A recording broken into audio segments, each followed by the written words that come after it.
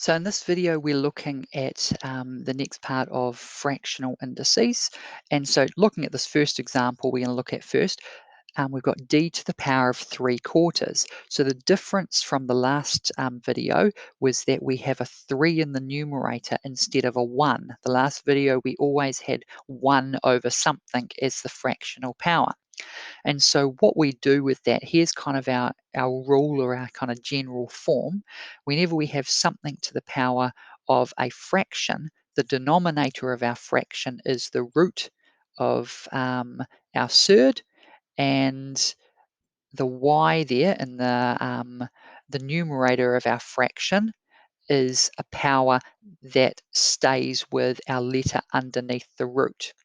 So going from d to the power of 3/4, writing this in surd form, the 4 there means I'm dealing with a fourth root, and the 3 in the numerator is going to stay as a power on d underneath my root sign. So now I've got 6u to the power of 5/7. So 6 has not been acted on by the power there. So 6 is going to stay out in front. Now I've got a denominator of 7, so that means I'm dealing with a 7th root of u to the power of 5, as 5 is in the numerator there of my fractional power. Now, working with this one here, I'm going to index form from surd form, and so my fraction, I'm wanting to have a fractional power, so m has got a power of 2 underneath my cube root, which means the numerator of my fraction is going to be 2.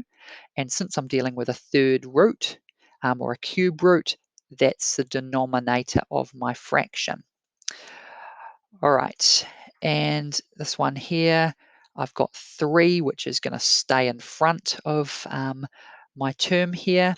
And now I'm going to, the 5th root of k to the power of 3, I want to write that as a k with a fractional power. So k, I've got 3 as the power on k underneath the root, so that's my numerator there.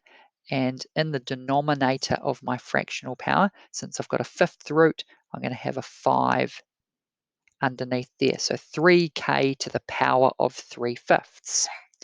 Now, evaluating this, so I'm wanting to work out what 27 to the power of 2/3 is, and you could plug in your calculator pretty quick and work this out, but we're wanting to show the process and show the thinking. So if I put this in surd form real quick, the denominator of 3 means I've got a third root of 27 squared because I have the 2 there in the numerator, so that's my power on 27 there. Now, if I was to try and do 27 squared, that could be a little bit difficult. If I was trying to do it by hand, that would be.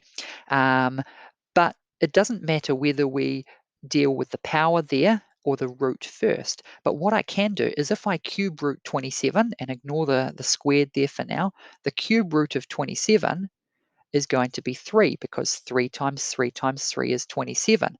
So cube rooting 27 and then applying the squared will be a way I can get that answer, and that would give me 9. So often it's more practical to do the root first because squaring bigger numbers can be a little bit more difficult if you're not on a calculator. And this one here, I've got 4 over 25. And so what I want to be thinking for this one, first of all, is that power is going to be applying to both the 4 and the 25. Whenever we have a fraction with a power outside, that power acts on both parts. So I've got 4 to the power of 3 over 2 over 25 to the power of 3 over 2. And so if I write these in surd form now, I've got the 2 in the denominator, so that means I'm square rooting 4 cubed over the square root of 25 cubed.